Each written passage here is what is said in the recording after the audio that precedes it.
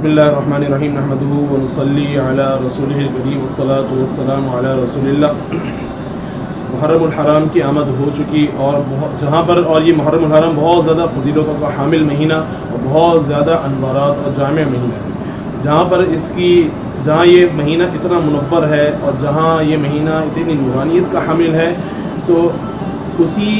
جگہ پر اور اسی کے ساتھ ساتھ اس مہینے کے اندر بہت بڑے بڑے سنحات بھی پیش آئے، بڑے جلیل قدر صحابہ کی شہادتیں پیش آئیں۔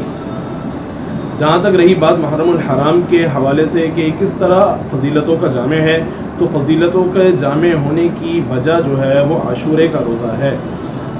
بہت تاکید کے ساتھ آپ صلی اللہ علیہ وسلم نے اس دن روزہ رکھنے کا فرمایا ہے، اور آپ صلی اللہ علیہ وسلم بہت تاکید کے ساتھ آپ صلی اللہ علیہ وسلم اس دن کا روزہ رکھتے تھے، اور حدیث سے ہمیں اس بات کا ثبوت بھی ملتا ہے کہ حضور نبی کریم پیارے آقا صلی اللہ تعالی علیہ وسلم جو تھے وہ فرماتے ہیں کہ جو شخص بھی عاشورے کا روزہ رکھے گا تو میں اللہ سبحانہ و تعالی کی ذات سے امید کرتا ہوں کہ اللہ سبحانہ و تعالی اس کے تمام پچھلے گناہوں کو معاف فرما دیں گے۔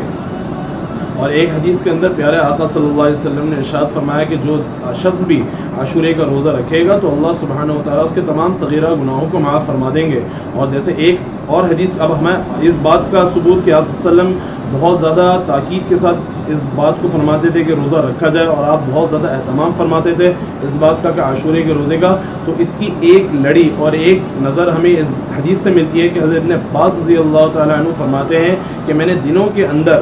محرم کا عاشورے کا روزہ اور مہینوں کے اندر رمضان کا روزہ، میں نے آپ صلی اللہ علیہ وسلم کو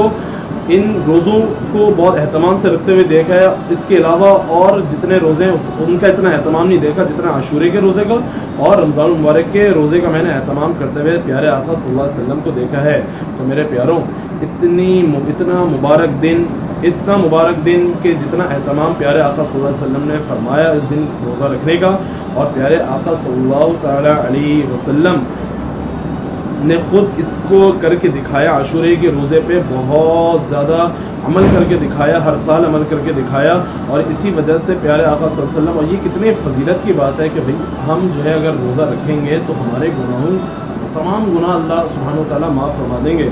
اب یہ ہوتا ہے کہ بھئی صغیرہ چھوٹے گناہ تو ہیں، کیا ہو بھائی چھوٹے گناہ، انسان انگارہ جو ہے نا، ایک انگارہ اور ایک چنگاری جو ہے پورے گھر کو جلانے کے لیے کافی ہوتی ہے، یہ ایک صغیرہ گناہ ایک آنکھ اور ایک چنگاری کی مانند ہے، یہ انسان کو تباہ کرنے کے لیے کافی ہے، انسان کو جہنم کی طرف لے جانے کے لیے کافی ہے۔ اگر یہ ایک دن کے روزے سے معاف ہو رہے ہیں تو بہت غنیمت کی بات ہے، اور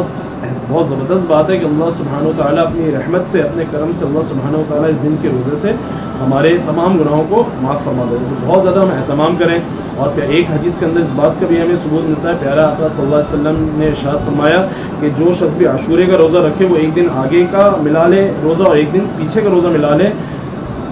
ایک دن یا تو آگے کا روزہ ملا لے یا ایک دن پیچھے کا روزہ ملا لے، تاکہ یہود سے مشابہت پیش نہ آئے۔ تو یہ اس بات کا ہم اہتمام کریں۔ بہت افضل یہ ہے کہ جو ہے ہم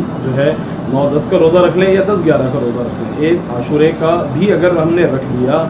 یہ اس زمانے میں تھا، یہودی بہت زیادہ اہتمام کرتے تھے، تو اس واسطے پیارے آقا صلی اللہ علیہ وسلم نے ارشاد فرمایا کہ یہودیوں سے مشابہت ہو جائے گی۔ لیکن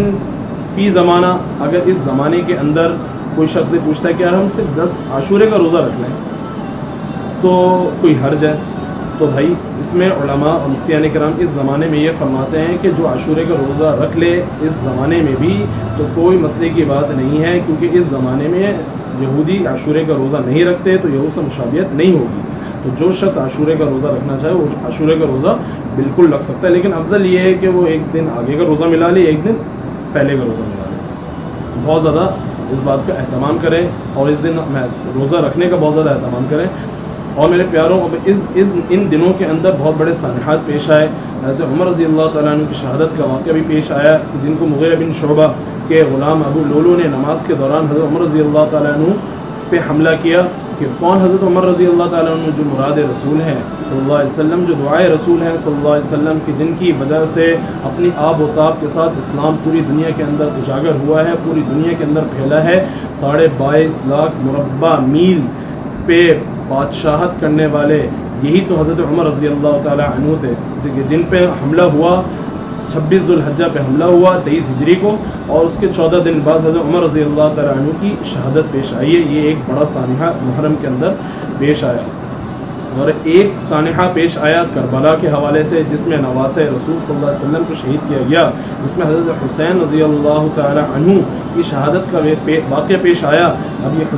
حضرت حسین رضی اللہ تعالیٰ عنہ وہی تو حضرت حسین رضی اللہ تعالیٰ عنہ ہیں جن کی ولادت پہ، حسن حسین کی ولادت پہ ہمارے پیارے آقا صلی اللہ علیہ وسلم کی خوشی کی انتہا نہ تھی، کہ ان کی قابل دید تھی ہمارے پیارے آقا صلی اللہ علیہ وسلم کی خوشی جب حسن حسین کی ولادت ہوئی۔ یہ حسن حسین وہی تو تھے کہ جب آپ صلی اللہ علیہ وسلم نماز کی حالت میں ہوتے، سجدے کے اندر جاتے تو یہ آپ کے آس پاس کھیلا کرتے، آپ کے اوپر سوار ہو جایا کرتے، اور آپ صلی اللہ علیہ وسلم اس بات کو پسند فرماتے تھے۔ آپ صلی اللہ علیہ وسلم نے کبھی نکیر نہیں فرمائی، بلکہ آپ صلی اللہ علیہ وسلم کی اس وقت بھی خوشی قابل دید ہوتی تھی کہ جب حسن حسین رضی اللہ تعالیٰ عنہ آپ صلی اللہ علیہ وسلم پہ سوار ہو جاتے تھے۔ آپ صلی اللہ علیہ وسلم نماز کے دوران آپ صلی اللہ علیہ وسلم کے آس پاس کھیلا کرتے تھے، تو حضرت ہمارے پیارے آقا صلی اللہ علیہ وسلم کا دل خوشی سے لبریز ہو جاتا تھا۔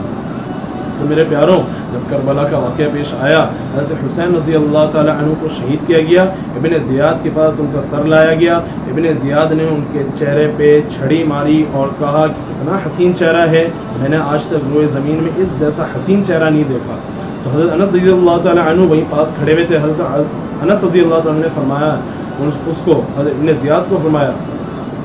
کہ اپنی چھڑی کو ان کے چہرے سے دور رکھ، مت مار، میں نے ان ہونٹوں پہ پیارے آقا صلی اللہ علیہ وسلم کو پیار کرتے ہوئے دیکھا ہے۔ اتنا مبارک چہرہ، اتنی مبارک ہستی کو اس محرم کے دن میں ہی، اس محرم کے مہینے میں ہی شہید کیا گیا۔ تو بہت بڑے سانحات پیش آئے حضرت عمر رضی اللہ تعالیٰ عنہ کی شہادت کے حوالے سے بھی، اور حضرت حسین رضی اللہ تعالیٰ عنہ کی شہادت کے حوالے سے بھی، اور ان کی شہادتیں ہمیں میرے پیاروں سبق دیتی ہیں، ہمیں سبق دیتی ہیں دین پہ استقامت کا، ہمیں ان کی شہادتیں سبق دیتی ہے دین کے لیے آگے بڑھنے کا، اور ہمیں ان کی شہادتیں سبق دیتی ہیں دین پہ صبر کے ساتھ چلنے کا، آگے بڑھنے کا اور استقامت کے ساتھ آگے بڑھنے کا۔ ہم کٹ جائیں، لٹ جائیں، اپنے دین کو نہ بیچیں، خدا را ہماری جانیں چلی جائیں، ہم دین کو نہ بیچیں، ہم صبر سے کام لیں۔ ہم پہ حالات آئے، مصیبتیں اگر آئیں تو ہمیں واقعہ کربلا اس بات کا ثبوت ہے، اور ہمیں ہمارے لیے اس کے اندر ایک واقعہ، اس واقعے کے اندر ہمارے لیے ایک سبق ہے کہ ہم اپنے دین پہ قائم رہیں، استقامت کے ساتھ آگے بڑھتے رہیں اور صبر کے ساتھ آگے بڑھتے رہیں۔ مصیبتیں آنی ہیں، مصیبتیں آئیں گی، دشمنان اسلام ہم پہ ٹوٹیں گے، ہمیں کاٹیں گے، لیکن ہمیں صبر کا دامن نہیں چھوڑنا، ہمیں اسلام کا دامن نہیں چھوڑنا۔ اللہ تعالیٰ ہمیں عمل کرنے کی توفیق عطا فرمائے، اللہ تعالیٰ ہمیں دین کی صحیح سمجھ بوجھ عطا فرمائے۔